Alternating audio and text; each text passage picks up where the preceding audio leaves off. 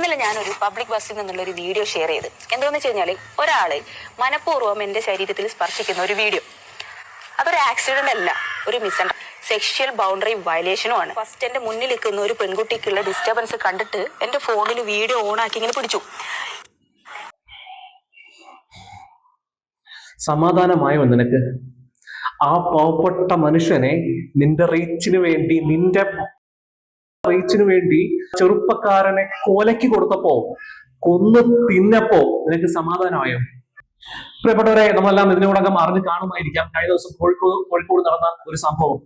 കോഴിക്കോട് സ്വദേശിയായ ദീപക് എന്ന് പറയുന്ന ഒരു യുവാവിന് ഉണ്ടായ ദുരനുഭവം. അതായത് ബസ്സിൽ വെച്ച് ഒരു പിശാജ് ഒരു പെണ്ണായി പറഞ്ഞ ഒരു പിശാജ് എന്ന് പറയേണ്ടി വരും. സ്വന്തം ഫേസ്ബുക്കിനെയും ഇൻസ്റ്റാഗ്രാമിനെയും റീച്ചിന് വേണ്ടിയിട്ട് ഒരു വ്യാജ വീഡിയോ ഉണ്ടാക്കി സമൂഹ മാധ്യമങ്ങളിലൂടെ അത് ഇട്ട് വൈറലാക്കി ആ ദീപക് എന്ന് പറയുന്ന യുവാവിനെയും കുടുംബത്തെയും അപമാനിച്ച് നശിപ്പിച്ചിരുന്നു. ഇന്നലെ നടന്ന സംഭവമാണ്. ഇന്ന് രാവിലെ വളരെ ദുഃഖകരമായ ഒരു വാർത്ത ഉണ്ടായിരിക്കുന്നു. ഇന്നലെ ബസ്സിലുണ്ടായിരുന്ന ദീപക് എന്ന് പറയുന്ന ഇവൾ പൊതുസമൂഹത്തിൽ കുടുംബത്തെ അപമാനിച്ച ആ മനുഷ്യനെ അപമാനിച്ച ആ ദീപക് എന്ന് പറയുന്ന യുവാവ് ആത്മഹത്യ ചെയ്തു, മരിച്ചു. അല്ല, ഇവള് കൊന്നു. അങ്ങനെ തന്നെ പറയണം, അങ്ങനെ തന്നെ കേസ് എടുക്കണം. ആത്മഹത്യ പറയണമെന്ന് മാത്രമല്ല കേസ് എടുക്കേണ്ടത്.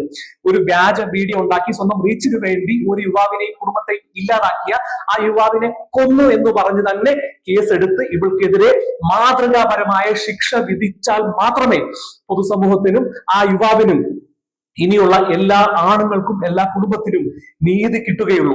തീർച്ചയായും നമ്മൾ ആലോചിച്ച് നോക്കൂ.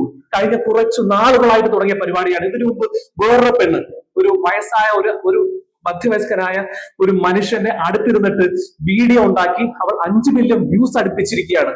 ഈ റീച്ചിന് വേണ്ടി ചെയ്യുമ്പോൾ ഒരു കാര്യം മനസ്സിലാക്കണം. പല കുടുംബങ്ങളും ഇതുപോലെ നശിച്ചുകൊണ്ടിരിക്കുകയാണ്. എനിക്ക് നിന്നോട് ചോദിക്കാനുള്ളത്, നിനക്ക് സമാധാനം സന്തോഷം കിട്ടിയോ? ഒരു കുടുംബത്തിനെ, ഒരു യുവാവിനെ കൊന്നപ്പോ, ആ കുടുംബത്തിനെ നശിപ്പിച്ചപ്പോ നിനക്ക് സന്തോഷം സമാധാനം കിട്ടും, റീച്ച് കിട്ടിയോ? ആ പണം കൊണ്ട് നീ എങ്ങനെയാണ് ആ പണം നിനക്ക് ഇറങ്ങുന്നത്, കുടുംബത്തിന് ഇറങ്ങുന്നത്? ഇതുപോലെ ഇതല്ല വിഷയം. ഇതിനു മുമ്പ് പല വിഷയങ്ങൾ നടന്നു. കഴിഞ്ഞ കുറച്ച് ദിവസം മുമ്പാണ്, നമുക്കെല്ലാം അറിയാം, ഒരു ബസ്സിൽ വെച്ച് വേറൊരു പെൺകുട്ടി, അവളുടെ പേരൊന്നും എനിക്കറിയില്ല, അവളാണെങ്കിൽ അടുത്തിരുന്ന് മധ്യവയസ്കനായ ഒരു പാവപ്പെട്ട ഒരു മനുഷ്യനെ വീഡിയോ എടുത്ത് ബസ്സിലിരിക്കുമ്പോ തോളോട് ടച്ച് ചെയ്തിരിക്കുമല്ലോ, ആ വീഡിയോ എടുത്ത് സമൂഹ മാധ്യമങ്ങളിലിട്ട് 5 മില്യൺ വ്യൂസ് ഉണ്ടാക്കിയിരിക്കുന്നു. ഈ റീച്ചിനും ഈ പൈസയ്ക്കും വേണ്ടി ഇങ്ങനെ ആണുങ്ങളെ കൊലവിളിച്ച് നടക്കണം. നിന്നെ ഒന്നും പറഞ്ഞിട്ട് കാര്യമില്ല. നാളെ നീയൊക്കെ വേറൊരു കാര്യം ചെയ്യും. എന്താ പറയൂ, ഇന്ന് ആ ഒരു ചെറുപ്പക്കാരന്റെ ജീവിതം ഒറ്റ വീഡിയോ കൊണ്ട് ഇല്ലാതാക്കി, അവനെ കൊന്നിരിക്കുകയാണ്.